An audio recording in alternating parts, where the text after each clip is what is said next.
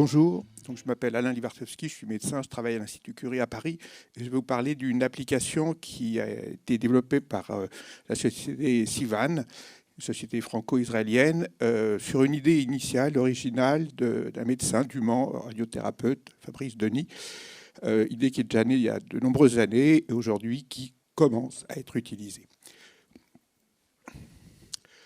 Donc la question qui se pose, c'est est-ce que l'intelligence artificielle, même de bas niveau dont je vais vous parler, puisque c'est plus des règles que du machine learning, comment peut-on aider, grâce à ça, la prise en charge des patients avec des résultats qui sont éventuellement tout à fait étonnants. En fait, l'application qui a été développée, et je vais vous en présenter les résultats, a permis de gagner chez les patients atteints d'un cancer bronchique avancé, donc de mauvais pronostic, gagner en survie, et c'est, à notre connaissance, la première et une des applications, en tout cas, qui permet d'avoir un gain, pas seulement sur la qualité de vie, pas seulement sur l'amélioration des symptômes, mais un gain en survie. Donc cette application est actuellement développée. Elle a obtenu une autorisation de l'HAS avec un niveau 3 sur lequel je vais revenir, et est actuellement utilisée dans un certain nombre de centres pilotes, parce que la question qui se pose maintenant, c'est comment faire en sorte que cette application qui a démontré son utilité est acceptée par les patients, vous allez voir, et aussi par les médecins et le système de santé. Le cancer du poumon, c'est quoi? C'est une maladie fréquente, 50 000 cas par an en France, très souvent de très mauvais pronostics, sur lequel le tabagisme est bien sûr le facteur de risque essentiel, mais probablement pas le seul. Et le problème que pose le cancer du poumon, c'est qu'il est souvent indolore, et donc le diagnostic est souvent tardif, et 2 tiers des patients sont découverts au moment de la maladie à un stade métastatique. Évidemment, ça pose énormément de problèmes, pas seulement diagnostiques, mais thérapeutiques. Heureusement, de nombreux progrès ont été faits, probablement que dans les 10 dernières années. C'est dans cette population de patients, dans les cancers bronchiques, que les progrès les plus importants ont été accomplis. Le problème chez ces patients, c'est que lorsqu'ils ont été pris en charge, le risque de rechute est très élevé et que très souvent, les signes cliniques sont un moyen très facile finalement de détecter une récidive. Évidemment, la récidive est détectée par les examens habituels, scanner, IRM, TEP scanner, scintigraphie, mais très souvent, c'est les signes cliniques qui sont les premiers qui peuvent alerter le médecin. Évidemment, il n'est pas question de pouvoir faire un scanner tous les 15 jours, tous les mois, alors que les signes cliniques, s'ils sont simples à relever, peuvent être relevés beaucoup plus fréquemment. Le problème dans le cancer bronchique, c'est que lorsqu'une récidive survient, l'aggravation peut être excessivement rapide. À titre d'exemple, un patient qui a été récemment diagnostiqué à l'Institut Curie, 15 jours après, la tumeur avait augmenté de 50%, un mois et demi après, elle avait doublé de volume. Et donc, vous voyez que la rapidité de l'évolution peut être excessivement grande. Sauf que si on agit précocement, évidemment, on peut être beaucoup plus efficace. Pourquoi c'est important de détecter la récidive? Parce que de nombreux progrès ont été faits, que ce soit par de nouvelles lignes de chimiothérapie, par les thérapies ciblées, par l'immunothérapie ou par des techniques de radiochirurgie, par exemple. Donc il est très important de diagnostiquer les récidives rapidement parce qu'on peut agir. Mais détecter les récidives, ce n'est pas seulement le même problème. La prise en charge doit être globale. On peut par exemple détecter les effets secondaires des médicaments ou d'autres pathologies, et je vais vous en montrer un exemple. Donc le principe est très simple. Le médecin prescrit comme un dispositif médical, comme un des médicaments. C'est peut-être ce qu'on appellera demain un médicament digital. Une fois qu'il est prescrit par le médecin, le patient télécharge l'application. Il reçoit toutes les semaines un questionnaire avec des questions simples. Dans cet exemple-là, 12 questions. Donc c'est les symptômes qu'il ressent lui-même. C'est transmis de façon sécurisée à une plateforme et le médecin, grâce à un algorithme assez simple, c'est-à-dire des règles aujourd'hui, mais demain ça sera peut-être du machine learning ou peut-être de choses plus complexes en intelligence artificielle, mais aujourd'hui ce sont des règles. Le médecin est alerté et à ce moment-là, en fonction des signes cliniques, peut voir le malade plus précocement et réaliser les examens complémentaires qui sont utiles. Alors les signes simples, il y en a. Dans cette application, il y en a 12. Est-ce que vous êtes essoufflé? Est-ce que vous avez mal? Est-ce que vous avez perdu du poids? Est-ce que vous crachez du sang? Donc, c'est des choses que le patient peut remplir lui-même. Et le médecin, sur son tableau de bord, voit les 12 signes cliniques, et puis quand c'est vert, c'est-à-dire que tout va bien. Quand c'est orange, c'est-à-dire qu'il y a des signes cliniques qui peuvent alerter. Quand c'est rouge, bien sûr, la gravité est plus importante. Oui.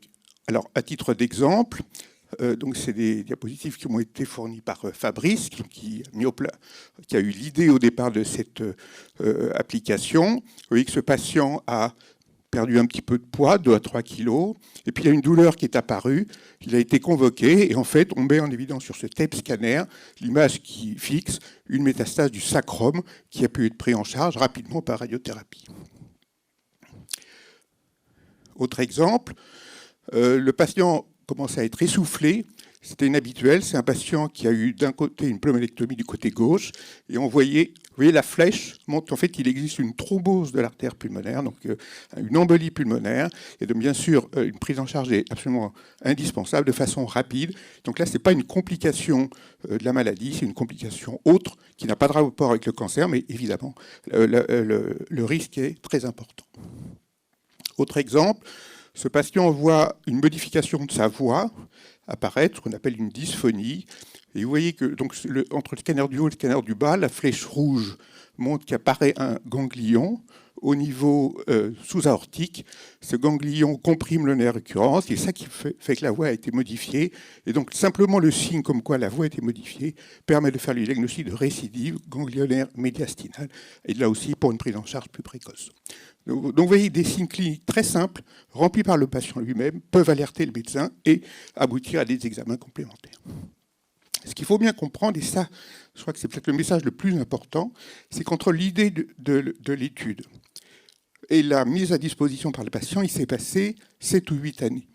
C'est un peu comme un médicament. Vous savez que les médicaments, c'est entre 10 et 15 ans entre le moment où le médicament commence à être développé et il est mis sur le marché.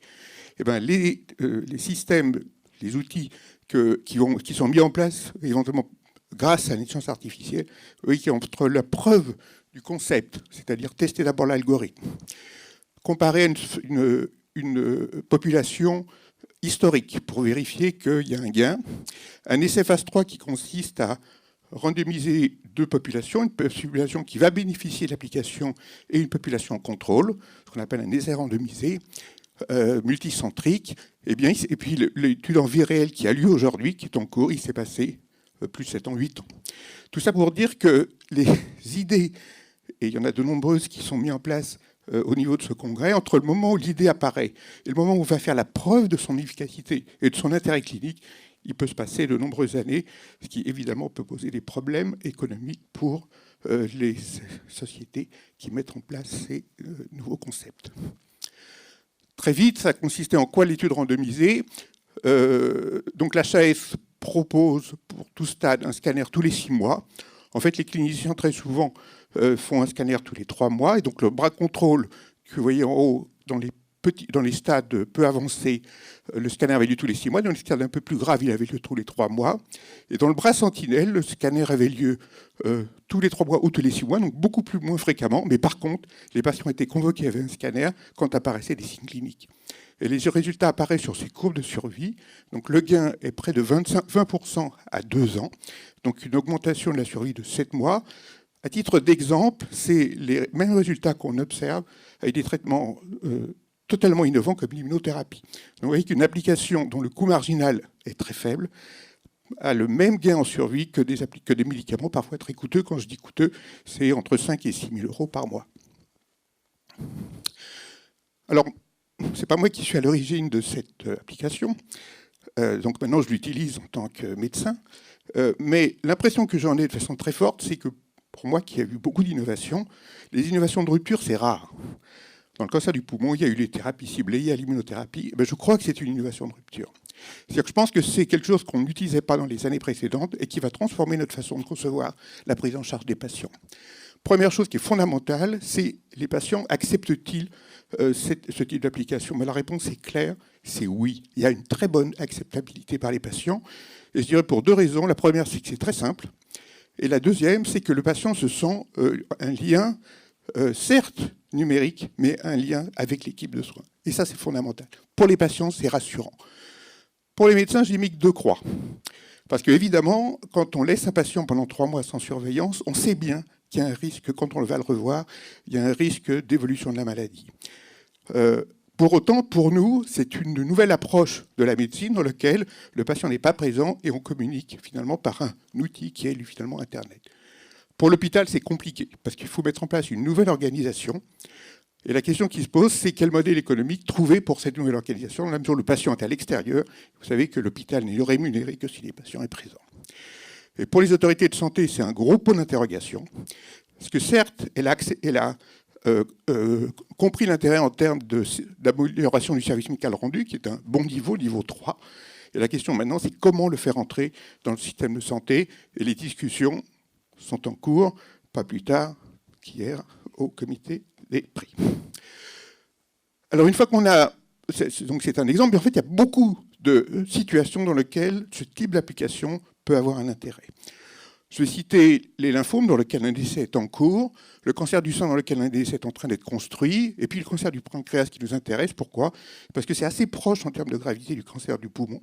Les événements sont très nombreux, l'incidence augmente de façon très importante, probablement avec des facteurs de risque qui sont alimentaires, donc on pense que ça va encore augmenter dans les années à venir, donc c'est un vrai problème. Autre exemple, quand on prescrit une chimiothérapie, il y a un risque grave de neutropénie fébrile. Est-ce qu'on pourrait, avec ce type d'application, améliorer la surveillance ? La réponse c'est oui, elle a été publiée. Après, faut-il les mettre en place en organisation ? Est-ce qu'on pourrait, avec ce type d'application, détecter les cancers du poumon chez les fumeurs ? Une vraie question. Est-ce qu'on pourrait dépister la bronchopathie chronique obstructive, qui est un vrai problème de santé publique, dont des essais sont en cours ou vont débuter dans ce type de situation ? Ce qui est très important pour qui s'occupe d'intelligence artificielle, c'est de pouvoir récupérer ce qu'on appelle les data, c'est-à-dire des données de la vie réelle. Tout le monde en parle, sauf que ce n'est pas si évident que ça. Donc ce type d'application permet de récupérer de façon assez simple, dans nos entrepôts de données, des données structurées qui permettent d'enrichir nos entrepôts. Et puis aujourd'hui, vous avez, comme je vous l'ai dit, c'est l'intelligence artificielle de niveau 1, c'est-à-dire que ce sont des règles, mais on peut très bien imaginer des systèmes beaucoup plus complexes, utilisant des techniques de machine learning. Cette fois-ci, le suivi sera personnalisé, et pas seulement le même pour tout le monde une fois par semaine. C'est-à-dire que probablement, si on surveille un cancer du sein sur 10 ou 15 ans, il ne faut pas le surveiller de la même façon si c'est un cancer de bon pronostic ou de mauvais pronostic.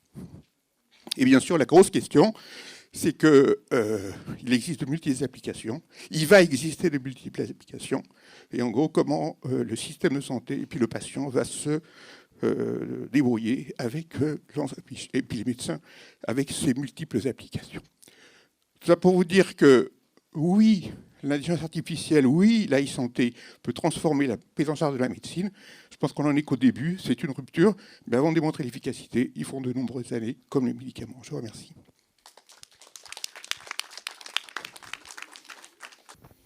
Oui, bonjour Élie Lobel, bonjour Alain. Deux questions. ASMR3, ça paraît presque faible par rapport aux résultats cliniques. Pourquoi ?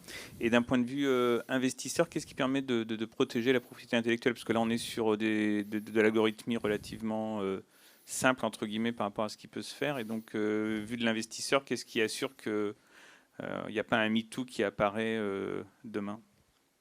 Alors, pour ce qui est de la SMR, je peux répondre.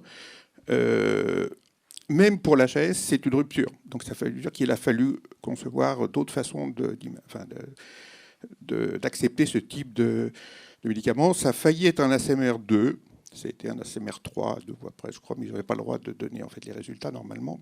Bon, en gros, oui, ça aurait pu être 1, ça aurait pu être 2, c'est 3, donc ça veut dire que ça peut être remboursé. Quant à la propriété intellectuelle, Joker, je ne sais pas. Oui, si vous voulez faire, si Orange veut faire un MeToo, pourquoi pas. Ouais, bête. Il faut juste pouvoir se comparer à... C'est une bonne question pour les investisseurs, parce que tu dis 7-8 ans pour faire ça, donc c'est beaucoup de temps et d'argent, donc il faut pouvoir protéger tout ce travail. Et c'est une question un peu clé, quoi.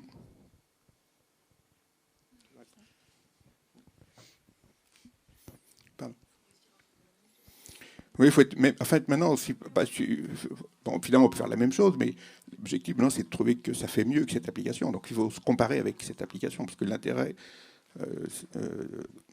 l'application a montré qu'elle était supérieure à la surveillance simple.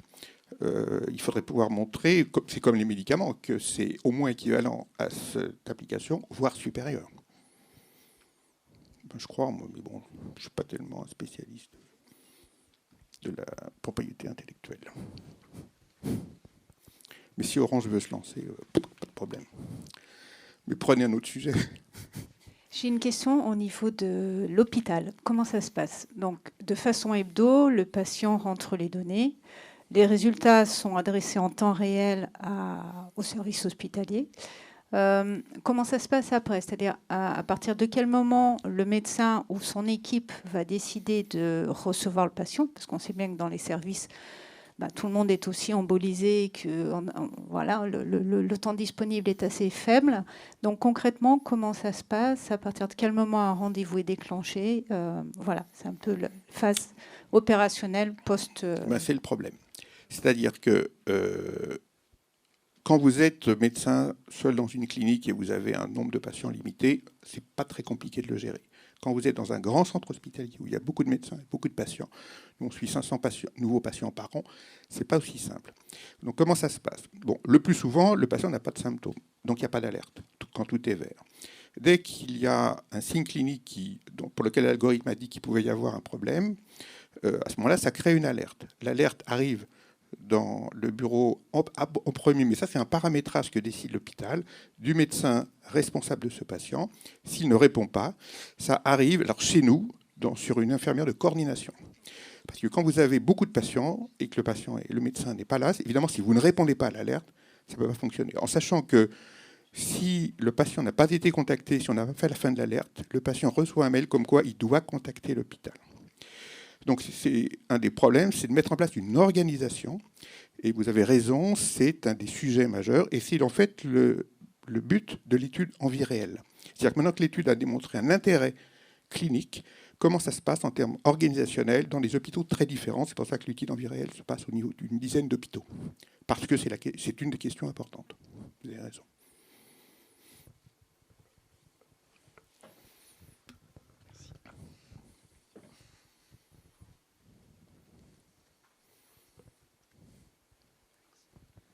Bonjour, merci pour votre présentation, c'était très intéressant. Est-ce qu'il y a une histoire derrière le nom de cette application? Parce que c'est un nom très indien. Sivan. Sivan, c'est israélien, je crois. C'est un nom de Dieu en Inde. C'est de l'hébreu. Ok. Mais en fait, il y a des bases comme... en fait, c'est les mêmes... En Inde, c'est un nom de Dieu. Oui, mais entre l'hébreu et les Indiens, il y avait des étymologies communes, je crois. Non, il me semble. Élie, tu penses quoi? Non, je ne sais pas. Moi, je pense que oui.